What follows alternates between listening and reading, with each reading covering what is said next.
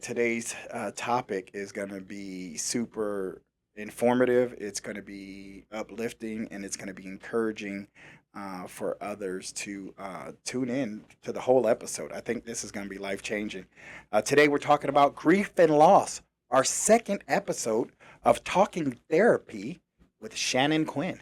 And my lovely co host is back, Felicia Mayberry. Well, Shannon, again, we talked early on, and, we talked about reaching our listeners, reaching our audience, taking the talking therapy to those that can't get here. And I'm just going to be a little vulnerable today. So I know that this show is not about me today, it's about others, but grief and loss comes in a lot of different ways. I mean, it comes in a lot of different looks. I can recall one time I had to sell my 1972 Cutlass, and the kiddo that we were in some financial strain, and the kiddo that drove off with it, I was like, oh my God, this one hurts. I mean, I poured a lot of time and energy into that thing, and to have to sell it, and then losing my mom and walking through that was a loss. That was a physical death that was really unexpected, that took me by surprise. And recently, yeah, just making a decision to close the behavioral health clinic down, not the whole clinic, but a portion of the contracts, for just not being able to negotiate the appropriate rates. And that has been a tough loss for me. So I just thought it was super important to just reach out to you and say, hey, can we come on air and talk about grief and loss? Because, yeah, it's been a rough week. I appreciate that. And I just want to really thank you for bringing to light talking about grief. Because in our society, we don't talk about grief, it's very taboo. Um, Being able to talk about it and normalize it, because grief is a part of our world, it is a linear progression, a pathway that's right alongside our life pathway. And we experience grief as we live our life. We collect these things that change who we are, change how we see our world, and they're constant. There's no one that escapes grief at some point. We all collect those things. And so when someone's grieving, we don't know what to say to them. It's like, oh, I don't know how to reach out. I don't know how to be supportive, or I don't know what I'm supposed to be doing here, because we don't talk about it. We don't have this rational mindset that we all grieve, and just showing up for someone else to say, hey, I see you. This is hard. I'm here. And I don't know what to say. Being honest about that. I don't know what to do for you. I don't know how I can support you. How can I show up for you? That's the most important thing that we can do, because they may not even know what they need. Right. And so when we were kind of talking about the grief with letting something close, or an ending of something, that is a very big moment to kind of acknowledge. And we started talking about the stages of grief. Yes. And Yeah. and I thought that was very interesting, because we all talk about the stages of grief. There's 5 stages, and we go through that. We've actually come to understand that there's 7 stages of grief. Oh, okay. Yes, yes, there's 7 stages of grief. And originally, the stages of grief were written and kind of conceptualized for someone who is actively dying. They're really not for the people who are living beyond that person passing, right? Because at the end, it's really acceptance. And acceptance is usually the hardest one, right? What I've learned with all the grief work that I've done is that that pathway of grief, it looks very different for everyone, because you don't know what those feelings are. And I talk about something that I learned a while ago about, it's called the salad bowl of emotions. And everybody's salad bowl looks different. Like, you could be angry, you could be disappointed, you could be scared, you could be any of those things or all of those things at once. And so everybody's emotions are very different. And you're going to pass through them and then they're going to come back. And it's like waves. So, one of the things that I like to help people understand is when we're fresh into a new grief, a new loss, you're going to have waves of emotion and you're going to feel like you can't breathe, you can't catch your breath, and then it kind of starts to slow down. Somebody told me once, and they described grief in a really fantastic way that I like to help people visualize.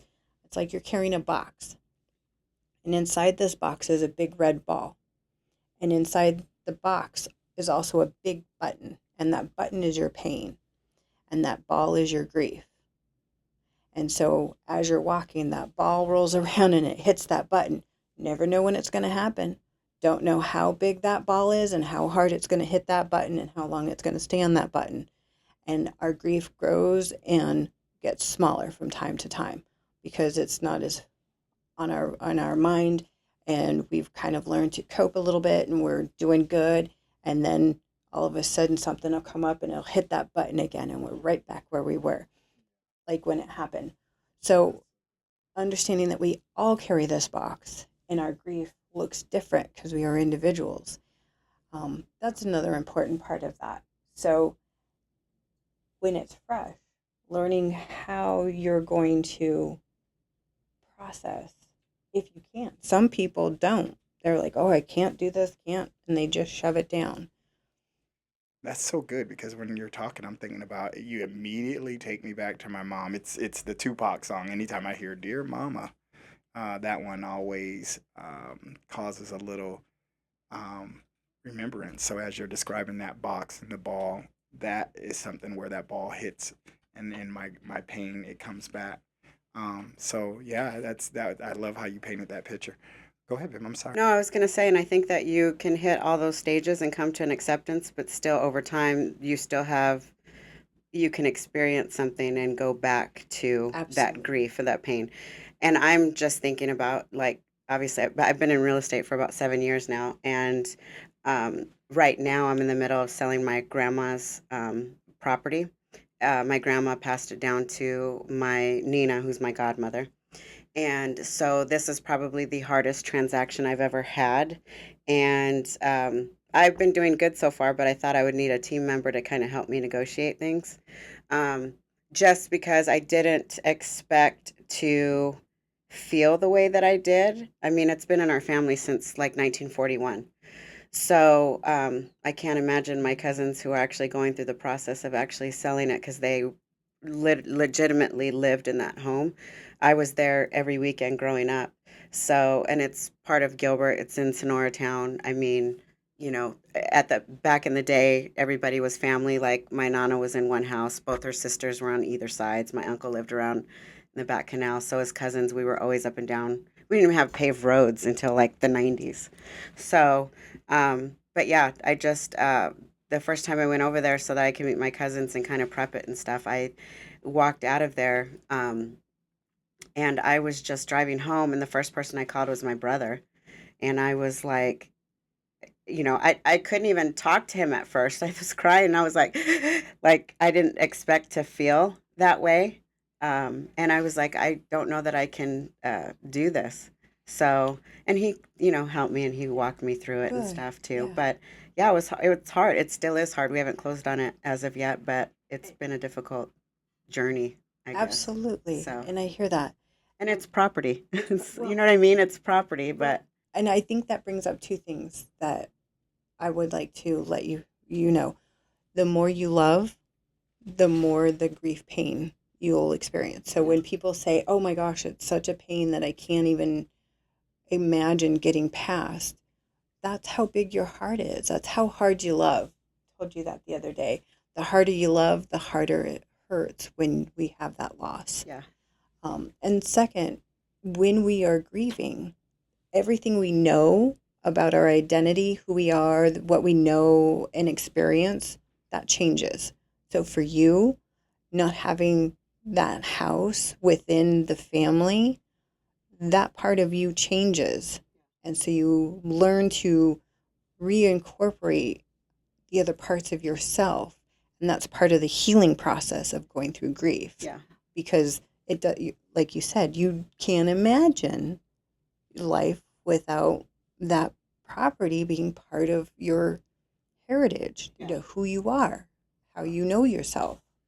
So I think this is a good time to let's just like go through and I know these stages of grief they don't there's no particular order. I'm thinking that they can come because the way you describe the box and the ball, like at any different time we can experience some of this. So I just want to really like take our time and break down each one of these because my hope is that I always say that we can reach those that are feeling broken, those that are feeling hopeless.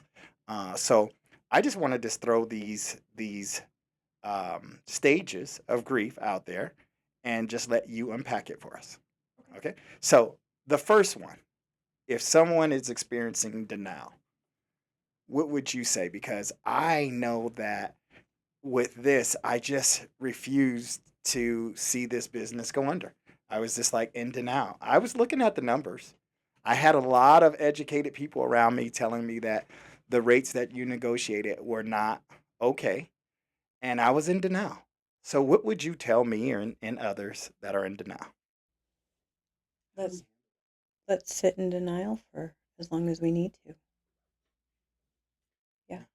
Be, that's how you feel. We're not going to tell you you can't feel that. That's real. And if you suppress it, that's one of the things that most people, oh, I can't be feeling this. I can't, that's no, no, no, I can't be doing this. You're creating more and it's going to be louder and louder and you're not going to be able to understand how to get yourself because it's you that's going to do the work. It's you that's going to say, wow, because that's what you do now. You're like, look, everybody told me, but you're on the other side of it now, right? It took as long as it's going to take. There's no rush in that. So, for the addict or the impulse control angry guy, I don't have a problem with drugs. I, I'm not angry. I mean, I totally see that in my position. I needed to just sit in it. I needed to experience it. I needed to feel it. But when we're out there and someone is fighting for their life and you're a family member and you're watching these people spiral out of control, and they are in denial that they have a problem, do we just let them sit in it or continue to I think poke? that's a Because I loaded, think yeah, yeah. it's complex. I It's a definitely very complex question because it's also about that individual. Do they know what their baseline is? yeah. Or have they gotten so far away from that that they don't know what that looks like for them? And now they're self medicating. They're trying to not feel, they're trying to feel different from how they feel now. And getting them to recognize that they're in denial may not be the way The right to step. help them. Yeah. So it depends. Can I say that? It Absolutely. depends. If you're worried about somebody, have that heart to heart conversation. Hey, I care about you. This is what I'm seeing. I feel, use your I statements, I feel scared watching you, and I don't know how I'm going to handle losing you. Mm, very I good. mean, that's Very good. pretty in your face. I guess that maybe I'm just a little bit more narrow minded, but when I think about grief and loss, I actually think about I think about a person, even though I'm talking about the loss of like my grandmother's house, it's the property. And I think it's just more the memories that actually triggered me.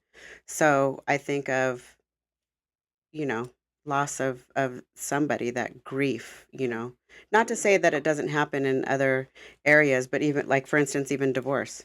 Even divorce, I think people go through so Absolutely. a grief and a loss. Absolutely. There's a death of a marriage. I mean, a loss of a girlfriend. I mean, these we look at it like, oh, that's just puppy love. They'll get over it. Well, they're still experiencing grief, and I think that's what's so cool about this platform. Yeah, I think that's good, babe. So number two, I would say anger. Absolutely. Who's not angry that things don't go the way you want? Yeah. Absolutely. And you're going to be as angry as you need to be until you're not. It's just what you do with it, right? That's where Right. you regulate yourself. As long as you're not lashing out and hurting someone else or yourself. See, and I like that you said self regulate or regulating because my anger I learned in therapy was when I felt disrespected or I feel disrespected, it triggers my anger. So, learning how to or what causes anger, I would encourage people to find out. I mean, that was so profound. I was like, I paid this lady thousands of dollars to teach me that. So that was good. Yeah, you have to identify what the actual disrespect is and be able to talk about it and have that self-regulation Absolutely. and that awareness. I think this is definitely knowledge is power. So if it does help somebody that's out there that they can, you know, grasp it because I have gone through grief and loss before and I don't think I knew what how I was feeling or I didn't wasn't able to identify what was really the issue or the problem and what triggered me. Yeah. So to go back, And you're right. It's so nice to have a professional that we have access to that works with us along with us that can help us unpack that because I think you're right. Understanding what causes the anger. At first I didn't know it was on a topical level, but now I know. You know what causes it, why I feel disrespected, certain things. So, but yeah, I think just identifying was the first step to getting help. So, Yeah. yeah. So, am I on track? I think we have denial as number one, anger number two, Mhm. bargaining. Right. What, So, what's bargaining? yeah, what is bargaining? oh, I'll go to church every Sunday if you just bring them back. Ah, That's bargaining. yeah. Yeah. It's unrealistic. It's not based on reality, but your mind would like to believe that's true. It's a cognitive distortion. Yes, I'm willing to do all of this. I'm willing to, make good choices. I'm willing to do, everything that you want if this can happen. If I that marriage doesn't dissolve, if I get my job back, um uh, if my health improves, because there's grief and loss and lots of different things, Hmm. and it's profound. So people will bargain. Hey, if this goes away, then I'm not, I'm going to be okay, and I'll do all those things. Um, just not realistic. But we That, do it. We do it. that's good. Yeah. That's good. As you paint that picture, I see that come to fruition or to light. Definitely, I can see that. Uh, the fourth one, depression. Yep. You know, and I seem to think that I went through a quick phase of that. I don't know, babe. When we lost the businesses that we've lost, instead of looking at it as a teachable, I think you were more grounded than me. I get depressed because I think there's more connected to my ego and pride, and then that kind of snowballs into depression for me because I'm like, I had to really do some self talking, Shannon, and say, you know what, this isn't about you. You made a financial decision to shut a portion of your clinic down. You still have this talking therapy where we can reach others. We still have private pay. We still have other means to generate revenues. But it was my pride and ego that caused me to sit in this depression. So, I mean, is that normal? Absolutely. Who wouldn't have less ability to engage in activities that they look forward to or find the joy in life when they're losing something they felt was so important? You're grieving something, and depression is a natural um, feeling of nothing. Nothing brings me joy right now. Hmm. I'm just not interested. I have a lot of sadness. Sadness is part of depression, um, and just feeling also that nothing's going to get better, kind of that dark thinking. Depression can be very heavy in a way that it kind of gives you that cloudy thinking, and you're like, oh, I'm just in a fog and I just can't get out of it. It happens, yeah. And number five would be acceptance. And I have come to accept it, that the fact that, you know what, there's other things that we're going to be doing, we're going to repivot. But I did realize that you kind of helped me through this off air, and you kind of really made me realize that I've already been doing it, is this understanding that I get to choose how long I stay in this, so yeah, can you expand on that a little bit? Absolutely. It's a choice to understand what you're going through, however long you're going to stay in that. You can say, hey, I'm tired of feeling this way. I'm going to choose something else. That has always been your choice. Whether we know that we're going to choose that or not, or we choose not to choose, that's a choice too. But you can't be mad about the outcomes or the consequences if you don't choose. That's so good. Well, here is the $1 million question, because I told our listeners early on that we were going to give them the final two stages to grief and loss. I know. I'm So, excited. What are yeah, the other two? I don't know. they were giving me a hard time. They were like, "What are the other two?" I Well, said, "Well, first I was I said even that, I asking, I said was like, that, tell me what the I, five are, but don't look at I, your phone. I said that, I said that's why we have our amazing expert therapist that's going to come on air and tell us." But I truly believe that these last two will definitely help people move forward. Right. So the seven stages of grief, I, this is just how they were listed. I pulled this up because I know them a little bit different, but I like how they phrase this. It's shock and denial, pain and guilt, anger and bargaining, depression, upward turn, reconstruction and working through, and then acceptance and hope. So really the two that you're looking at is an upward turn. After you come down to depression, you start to come back up because you decide you made that choice. Okay, Yes. and then you reconstruct and work through. Remember, we were re-identifying, okay, this is who I am. Now that this grief has happened to me, I'm going to continue carrying this with me the way that I understand this works. So that's that reconstruction part. So that's like the story of Kiso. I hope I'm saying it right. Kiso Tommy, where this mother definitely was struggling with grief and loss, and her son passed.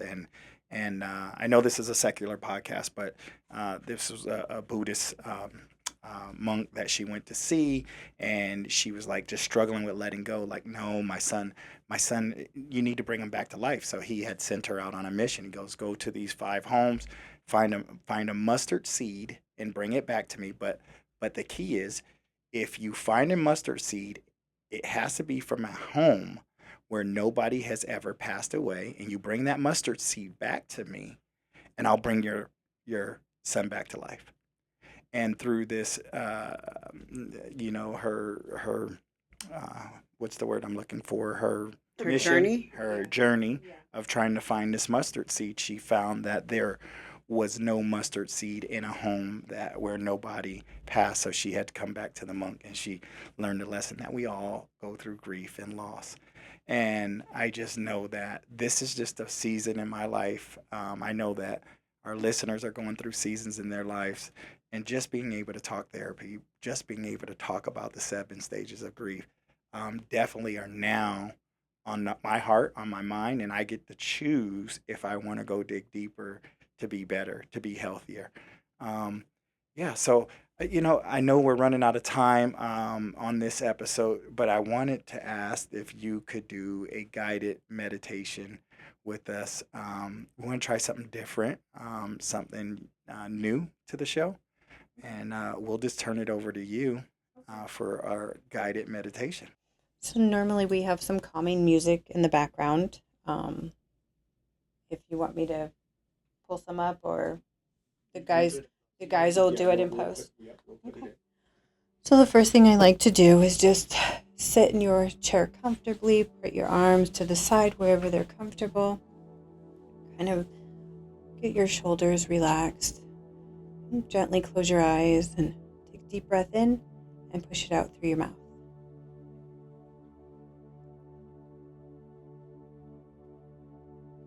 Just focusing on your breath,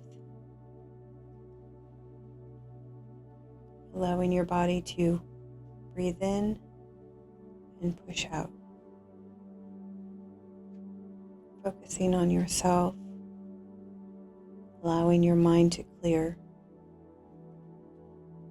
focusing on the in and the out of your breath. If you find that it's difficult to clear your mind, make a note of what those things are. What's still coming up for you? Is it the stress of your day? Is it the things you need to do? Just put a pin in them and put them on the side. Allow yourself to focus on your breath. You're going to start to see bright light. It's out in the distance. It's not very bright, but it seems to be coming closer. You can kind of see a pink halo around it. Pink halo is very, very calming. You start to smell flowers. Flowers are very calming, light fragrance. You feel a cool breeze. As the light gets closer, you can see that it's your friend walking with a bouquet of flowers. As your friend gets closer, you start to smile. Focusing on your breath. As your friend turns to sit down next to you and hands you the flowers, you think of something to say to tell them how thankful you are.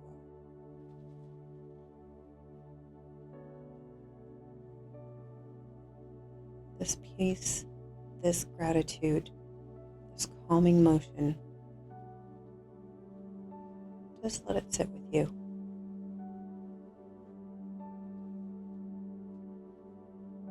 And as you start to come back into yourself, recognize the feel of your hands on your lap or next to you. Recognize the wiggling of your toes as you come back. You find yourself back into the room and you can gently open your eyes. That's so dope. We are so freaking lucky to be able to have this here. We get spoiled sometimes. I just encourage our listeners, anyone that's listening that found that this was useful, helpful, please pass on this episode. Thank you again for tuning into the Mayberry Show.